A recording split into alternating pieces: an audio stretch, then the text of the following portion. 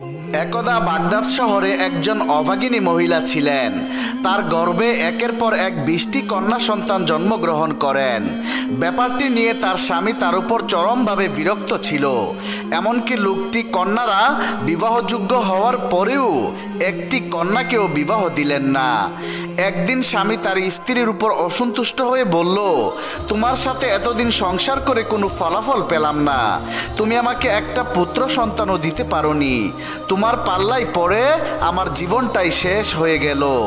আজ থেকে আমি আর তোমার সাথে নেই, আমি নতুন করে বিয়ে করে ঘর সংসার করব। এই বলে লোকটি ঘর ছেড়ে চলে গেল। স্বামীর কথা শুনে মহিলাটি চিন্তায় পড়ে গেল, এই বৃদ্ধ বয়সে স্বামী তাকে ছেড়ে দিলে তার কি উপায় হবে, কিভাবে মেয়েগুলোকে নিয়ে দিন পার করবে। অতঃপর একদিন মহিলাটি বড় পীর আব্দুল কাদের জিলানী রহমতুল্লাহি আলাইয়ের খেদমতে উপস্থিত হলেন। সে আরজ করে বললেন, হুজুর, আমার গর্ভে একের পর এক করে 20টি কন্যা সন্তান জন্মগ্রহণ করায় আমার স্বামী আমাকে বিনা অপরাধে বৃদ্ধ বয়সে ছেড়ে দিবে বলেছে।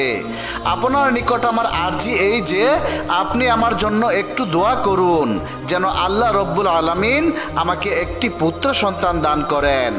বড় পীর তার জীবনের এই দুঃখপূর্ণ ঘটনা শুনে বললেন, তুমি বাড়িতে চলে যাও, ইনশাআল্লাহ তোমার পুত্র সন্তান হবে। মহিলাটি বড় পীরের কথা শুনে মনে মনে ভাবতে লাগলো, বড় পীর আমার জন্য কোনো দোয়া করলেন না বা কোনো তদবিরও দিলেন না, তাহলে কেমন করে আমার পুত্র সন্তান হবে? হয়তো তিনি আমাকে বিদায় দেওয়ার জন্যই এই কথা বলেছেন। তখন বড় পীর আব্দুল কাদের জিলানী রহমতুল্লাহি আলাই তার মনোভাব বুঝতে পেরে বললেন, পুত্র কাঙ্গালিনী, তুই ঘরে ফিরে দেখ, তোর 20টি কন্যা সন্তান পুত্র সন্তানে পরিণত হয়ে গেছে।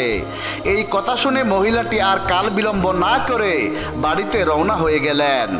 অতঃপর সে ঘরে এসে দেখলো সত্যি সত্যি তার 20টি কন্যা সন্তান পুত্র সন্তানে রূপান্তরিত হয়ে গেছে। সুবহানাল্লাহ। একদিন রাতের বেলা বড় পীর আব্দুল কাদের জিলানী রহমতুল্লাহি আলাই আল্লাহর ইবাদতে মগ্ন ছিলেন। এমন সময় একজন মহিলা এসে তার হুজরার দরজায় উপস্থিত হলো। তখন বড় পীর আব্দুল কাদের জিলানী রহমতুল্লাহি আলাই তার নিকট গিয়ে তাকে বললেন, মা, তুমি কি প্রয়োজনে এই সময় এখানে এসেছো? তখন মহিলা বলল, আপনার দোয়ার বরকতে এবং আল্লাহর মেহেরবানিতে আমি বেশ সুখ স্বাচ্ছন্দ্যে সময় অতিবাহিত করছি, কোনো কিছুর অভাব আমার নেই, কিন্তু কোনো পুত্র সন্তান না থাকায় সদা সর্বদাই মনের দুঃখে গুমড়ে মরছি। আপনি এই দুঃখিনীর জন্য মহান আল্লাহ তাআলার দরবারে একটি পুত্র সন্তান লাভের দোয়া করুন। একটি পুত্র সন্তান হলে আমার সোনার সংসারে খুশির ঢেউ বয়ে যাবে। তখন বড় পীর আব্দুল কাদের জিলানী তাকে বললেন, অভাগিনী, তোমার লক্ষণ দেখে বোঝা যাচ্ছে যে তোমার ভাগ্যে কোনো পুত্র সন্তান নেই, তাই অযথা আশায় থেকে কোনো লাভ নেই। বড় পীরের মুখে এই নিরাশার কথা শুনে মহিলার হৃদয়ে পুত্র সন্তান লাভের বাসনা আরো বেড়ে গেল। সে বড় পীরের নিকট অনুনয় করে বলল, হুজুর, আমি অভাগিনী, আপনার মতো মহাপুরুষের নিকট এই আশা নিয়ে এসেছি যে আপনার দোয়া দ্বারাই আমি আমার মনোবাসনা পূর্ণ করে পরিতৃপ্ত হতে পারবো। পথিক ক্লান্ত হয়ে যেমন বৃক্ষর নিচে বসে বিশ্রাম নেওয়ার পর পুনরায় পুনরুদ্যমে চলার শক্তি পাই, তেমনি আমিও আশা নিয়ে এসেছি যে আপনার উসিলায় আমার জীবনের নতুন ধারা প্রবাহিত হবে। আপনি আল্লাহর নিকট আমার জন্য একটি পুত্র সন্তানের দোয়া করলে তা বিফল হবে না। আপনার দোয়ার বরকতে আমি পুত্র সন্তান লাভ করে চিরসুখী হতে পারবো। মহিলার এইরূপ বিনয় এবং কাকতি মিনতিতে বড় পীর আব্দুল কাদের জিলানী রহমতুল্লাহি আলাই আর স্থির থাকতে পারলেন না। তৎক্ষণাৎ তিনি আল্লাহর দরবারে প্রার্থনা করলেন, হে প্রতিপালক, হে সৃষ্টিকর্তা, আপনি দয়া করে এই মহিলাকে একটি পুত্র সন্তান দিন। তার প্রার্থনা শেষ হতেই অদৃশ্য থেকে জবাব এলো, হে আব্দুল কাদের জিলানী, এই মহিলাটি পুত্রহীনই থাকবে, আল্লাহর ইচ্ছায় তার তকদিরে এটাই লিপিবদ্ধ। তখন বড় পীর আব্দুল কাদের জিলানী রহমতুল্লাহি আলাই পুনরায় আরজ করলেন, ইয়া মাবুদ, আপনি কি তাকদিরের লেখা খণ্ডন করতে পারেন না? আপনার কাছে আমার অনুরোধ, আপনি এই মহিলাকে একটি পুত্র সন্তান দিয়ে সুখী করুন। এইবার অদৃশ্য থেকে জবাব এলো, হে আমার প্রিয় বান্দা, তোমার অনুরোধে আমি এই মহিলাকে 7টি পুত্র সন্তান দিয়ে দিলাম। অতঃপর বড় পীর আব্দুল কাদের জিলানী রহমতুল্লাহি আলাই আল্লাহর দরবারে শুকরিয়া আদায় করে নিজের পা থেকে কিছু দুলা নিয়ে তাতে কিছু পাঠ করে ফু দিয়ে মহিলাটির হাতে দিয়ে বললেন, তোমার 7টি পুত্র সন্তান হবে, তুমি খুশি মনে আপন ঘরে ফিরে যাও। আর এই দুলোগুলো একটি রূপার মাদুলিতে ভরে তোমার বাম হাতে ধারণ করবে। অতঃপর মহিলাটি বাড়িতে চলে আসলো। এরপর মহিলাটির ঘরে পর্যায়ক্রমে 7টি পুত্র সন্তান জন্মগ্রহণ করলো। ফলে সে মহা সুখে তার দিন অতিবাহিত করতে লাগলো। একদিন মহিলাটি চিন্তা করলো, বড় পীর আমাকে যে পায়ের দোলা দিয়েছেন তা ধারণ করে লাভ কি? তাছাড়া তার পদদোলার এমন কি শক্তি আছে যে তার ফলে আমি 7টি পুত্র সন্তান লাভ করেছি? এটা তো মোটেই সম্ভব নয়, সুতরাং এটা ফেলে দেওয়া উচিত। অতঃপর হতভাগিনী যেইমাত্র শরীর থেকে মাদুলিটি খুলে ফেলে দিল, অমনি তার 7টি পুত্র সন্তান নিঃশ্বাস বন্ধ হয়ে মারা গেল। এই অলৌকিক কাণ্ড দেখে হতভাগিনী হতবম্ব হয়ে গেল এবং বিলাপ করে বলতে লাগলো, হায় আফসোস, আমি একই করলাম, আমার প্রাণের ধন নয়নের মণি 7টি সন্তান কোথায় গেল? অতঃপর সে এভাবে বিলাপ করতে করতে বড় পীর আব্দুল কাদের জিলানী রহমতুল্লাহি আলাইয়ের কাছে আসলেন। তখন বড় পীর রহিমাহুল্লাহ তাকে বললেন, হে হতভাগিনী, তোর অবিশ্বাসের ফলেই এমন হয়েছে।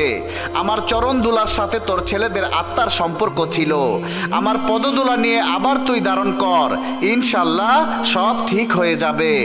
অতঃপর বড় পীরের পায়ের দুলো নিয়ে মহিলা বাড়িতে এসে দেখলো তার সন্তানরা জীবিত অবস্থায় খেলাধুলা করছে। সুবহানাল্লাহ।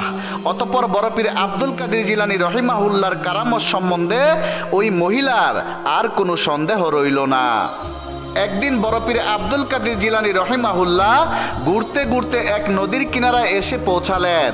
তখন ওদূরে দেখা গেল গ্রামের মহিলারা পানির জন্য এবং প্রয়োজনীয় দোয়া মোছার জন্য নদীর ঘাটে সমবেত হয়েছেন। তাদের কেউ কলসিতে পানি ভরছিল, কেউ ভরা কলসি নিয়ে বাড়ির দিকে যাচ্ছিল। অতঃপর কিছু দূর এগিয়ে যেতেই একজন রমণীর করুণ কান্না শুনতে পেলেন। তার কান্নার আওয়াজ এতই হৃদয় স্পর্শী ছিল যে পাষাণ হৃদয় বিগলিত হতে বাধ্য হবে। তাই তিনি মহিলার নিকট উপস্থিত হয়ে মহিলার ক্রন্দনের কারণ জানতে চাইলেন। তখন পাশে থাকা এক ব্যক্তি বলল, হুজুর, এই হতভাগিনী মহিলার পুত্র সুখ হযরত ইয়াকুব আলাইহিস সালাম থেকেও অধিক হৃদয় বিদারক। তা মনে পড়লে চোখে অশ্রু সজল হয়ে ওঠে। এই রমণীর একটি সন্তান ছিল। পুত্রের বিবাহের বয়স হলে তাকে বিবাহ করিয়ে একটি সুন্দর বধূ গড়ে আনার জন্য বেকুল হয়ে পড়ল। কিছুদিন পর নদীর অপর পারে একটি সুন্দর কন্যার সাথে পুত্রের বিবাহ হলো। নির্দিষ্ট দিনে গড়ে বউ উঠিয়ে আনার জন্য বরযাত্রী দল বরকে নিয়ে নৌকা যুগে বধূর পিত্রালয়ে গেল। অতঃপর পরের দিন খুশ আমোদ প্রমোদ এর সাথেই তারা বধূকে নিয়ে বাড়ির দিকে রওনা হয়েছিল। মৃদু বাতাসে মাঝিরা পাল তুলে মনের আনন্দে গন্তব্যস্থলের দিকে ছুটে চলল। কিন্তু মাঝ নদীতে আসার পর নৌকা প্রচন্ড জ্বরের কবলে পড়ল। ফলে চোখের পলকে শু শব্দে দমকা বাতাস এসে নৌকাটিকে কাত করে ফেলার উপক্রম করলো। নৌকার যাত্রী এবং মাঝিরা আল্লাহ আল্লাহ বলে নৌকার মধ্যে হইচই আরম্ভ করে দিল। অতঃপর নৌকাটি অতি কষ্টে নদীর তীরের প্রায় নিকটেই এসে পৌঁছেছিল। এমনই সময় ভীষণ বেগে প্রচন্ড তুফান এসে যাত্রী এবং মাঝি মাল্লা সহ নৌকা উল্টিয়ে ফেলল। মুহূর্তের মধ্যেই বরযাত্রী ও মাঝিগণ সহ নৌকাটিতে নদীতে তলিয়ে যায়। ফলে নদীতেই সকলের শেষ সমাধি হয়ে যায়। অতঃপর দিনের পর দিন গেল, মাস গেল, বছর অতিক্রান্ত হলো। নদীতে নিমজ্জিতদের আত্মীয় স্বজন ধীরে ধীরে তাদের কথা ভুলে গেল।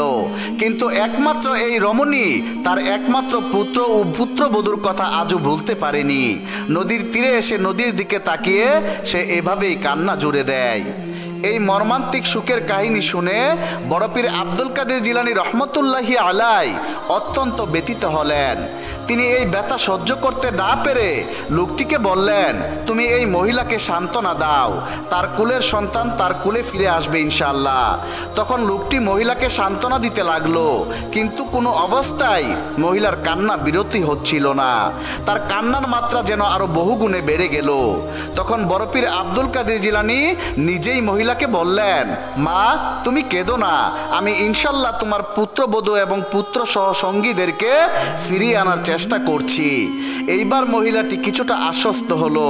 তখন বড়পীর আব্দুল কাদের জিলানী রহমতুল্লাহি আলাই আল্লাহর দরবারে হাত তুলে মোনাজাত করলেন, হে বিশ্বপালক করুণাময় অন্তর্যামী, তোমার ইচ্ছায় সব কিছুই এক পলকে সংগঠিত হয়, সবই তোমার আয়ত্তাধীন।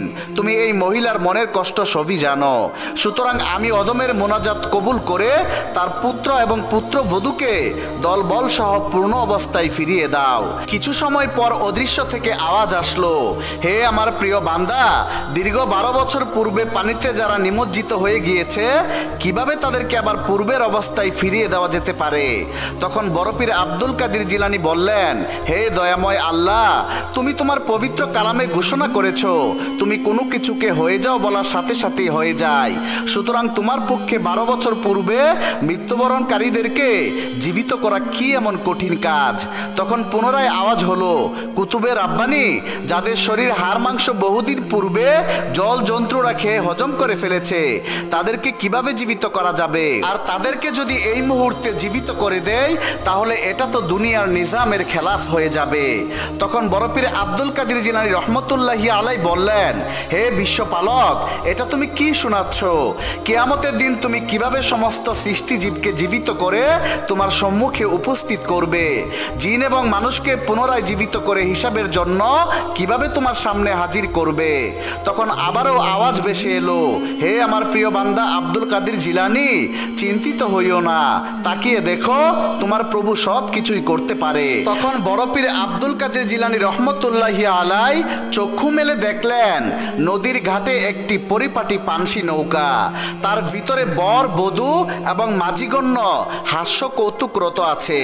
অতঃপর তারা সকলেই ধীরে ধীরে নদীর কূলে অবতরণ করলো। 12 বছর পূর্বের অবস্থায় এবং যে পোশাকে ছিল ঠিক সেই অবস্থাতেই তারা তীরে এসে দাঁড়ালো। তখন আল্লাহর অপার কুদরতের খেলা দেখে সবাই হতভম্ব হয়ে গেল। মহিলা পুত্র ও বধূকে পেয়ে আনন্দে আত্মহারা হয়ে গেল।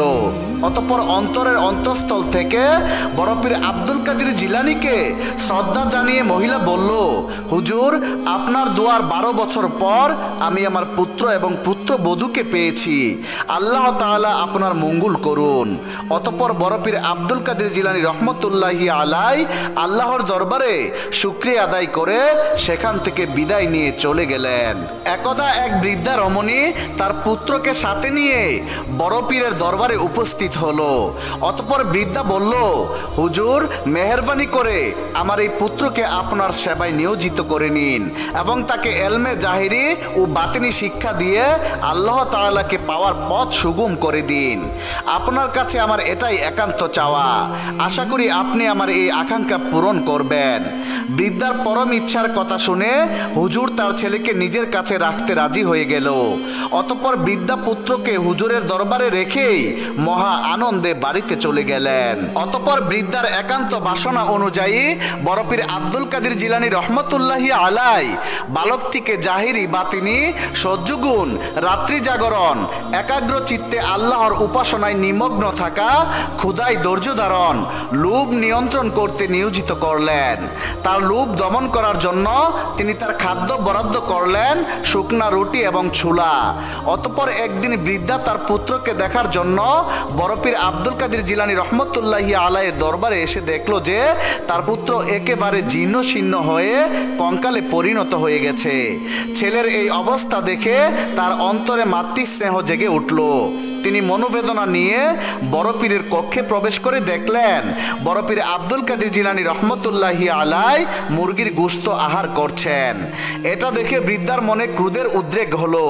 ক্রোধ বসে সে বলেই ফেলল, হুজুর, আপনি মুরগির গোশত ও সুস্বাদু খাদ্য ভক্ষণ করছেন, আর আমার স্নেহের পুত্র আপনার দরবারে শুকনা ছোলা রুটি খেয়ে হাড্ডি সার হয়ে গেছে।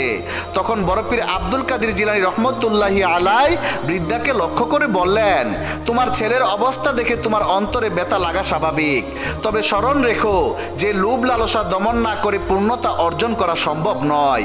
গুরুর বাক্য পালন করে এই সমস্ত ধৈর্য সহ্য এবং লোভ লালসাকে যে ব্যক্তি বশ করতে পারে সেই সফল হতে পারে। কুপ্রবৃত্তির মুহে পড়ে কেউ আল্লাহর সান্নিধ্য লাভ করতে পারেনি। কুসুম সজ্জায় শয়ন করে আল্লাহ তাআলাকে পাওয়া যায় না, নতুবা শেষ নবী হযরত মুহাম্মদ সাল্লাল্লাহু আলাইহি ওয়াসাল্লাম কোমল বিছানা ত্যাগ করে খেজুর পাতার চাটায়ে মোটা কম্বল বিছিয়ে শয়ন করতেন না। ক্ষুধার যন্ত্রণায় অস্থির হয়ে পেটে পাথর বাঁধতেন না। অতি দরিদ্র বেশে ছেঁড়া কাপড় তালির উপর তালি লাগিয়ে পরিধান করতেন না। তারই স্নেহের জামাতা আধ্যাত্মিক তথ্যের গুরু হযরত আলী রাদিয়াল্লাহু তাআলা আনহু খলিফা হয়েও সামান্য দামের মোটা কাপড় পরিধান করতেন। সন্ধ্যা ও ভোর বেলা কেবলমাত্র পানি পান করে রোজা রেখে দিনের পর দিন অতিবাহিত করতেন, আল্লাহর নৈকট্য লাভের জন্য একমাত্র। মহাপুরুষগণের বর্ণনা শুনে বৃদ্ধা মহিলা তখন কিছুটা লজ্জিত হলো। সে নিজেকে গুছিয়ে বলল, হুজুর, আমি অবলা নারী, এত কথা আমার জানার সুযোগ কোথায়? আমি অন্যায় করেছি, আমাকে আপনি মার্জনা করুন। বরপীর আব্দুল কাদের জিলানী রহমতুল্লাহি আলাই তখন পুনরায় তাকে লক্ষ্য করে বললেন, হে বৃদ্ধা, সাধু হওয়া এত সোজা কথা নয়। এই পথ অত্যন্ত কঠিন। কঠোর পরিশ্রম এবং ত্যাগ ব্যতীত কেউ সফল হতে পারেনি। তুমি হয়তো শুনে থাকবে যে বাদশাহ ইব্রাহিম আদম রাজ্য এবং সিংহাসন পরিত্যাগ করে আল্লাহ তাআলাকে পাওয়ার জন্য কেমন সাধনা করেছিলেন। তার ধৈর্য ও সহ্যের উদাহরণ আমাদের সকলকে গ্রহণ করা বাঞ্ছনীয়। তবে হয়তো আমাকে তুমি প্রশ্ন করতে পারো যে আমি কেন ভালো খাবার খাই এবং আরামের সাথে নরম বিছানায় শয়ন করি। আসলে এটা একটা রহস্য আছে। এই বলে তিনি মুরগির হাড়গুলো একত্রিত করে তার উপর তার হাত রেখে বললেন, আল্লাহর হুকুমে জীবিত হয়ে যাও। অমনি মুরগিটি জীবিত হয়ে গেল। তখন বরপীর আব্দুল কাদের জিলানী রহমতুল্লাহি আলাই বৃদ্ধাকে বললেন, তোমার পুত্র যেমন ইচ্ছা তেমন খেয়ে পরিতৃপ্ত হতে পারবে। বৃদ্ধা রমণী বরপীর আব্দুল কাদের জিলানী রহিমাহুল্লাহর এই কারামত দেখে হতবাক হয়ে গেলেন। অতঃপর তাকে সালাম জানিয়ে আপন গৃহের দিকে রওনা হয়ে গেল। একদা বাগদাদ নগরীর 16 বছর বয়সী একজন পরমা সুন্দরী এক যুবতী বসবাস করত। তার রূপের মোহে চতুর্দিক বিমোহিত হয়ে পড়ত।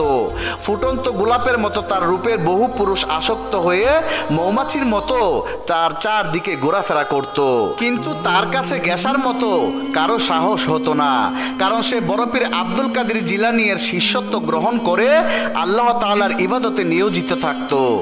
এদিকে এক লম্পট তার রূপের মোহে বেকুল হয়ে কাম লালসা চরিতার্থ করার সুযোগ সন্ধান করছিল, কিন্তু কোনোভাবেই সেই সুযোগ পাচ্ছিল না। একদিন ওই মেয়েটি বিশেষ এক কাজে বনের পাশ দিয়ে যাচ্ছিল। হঠাৎ সেই লম্পট লোকটি তার সামনে এসে দাঁড়িয়ে গেল। মেয়েটি তখন আতঙ্কিত হয়ে তার চারদিকে অন্ধকার হয়ে যেতে লাগলো। তার সতীত্ব রক্ষার জন্য কাউকে দেখতে পেল না। এই নির্জন গভীর জঙ্গলে চিৎকার করলেও কেউ তার চিৎকার শুনবে না। তখন মেয়েটি নিরুপায় হয়ে তার গুরু বরপীর আব্দুল কাদের জিলানী রহমতুল্লাহি আলাইয়ের নাম জুড়ে জুড়ে উচ্চারণ করলো এবং তাকে ডেকে বলল, হে ধর্মের নেতা, পাপীর কাণ্ডারি, আমি যে অসহায় অবস্থায় পড়ে নিজের মান ইজ্জত ধর্ম কর্ম এক কথায় নারীর অমূল্য সম্পদ সতীত্ব হারাতে যাচ্ছি। এই লম্পটের হাত থেকে রক্ষা পাওয়ার কোনো উপায় দেখছি না। সতীত্ব রক্ষা করতে না পারলে আমার জীবনের মূল্যই বাকি এবং আল্লাহর নিকট আমি কি জবাব দেব? অতএব আপনি এই পাপীর হাত থেকে আমাকে উদ্ধার করুন।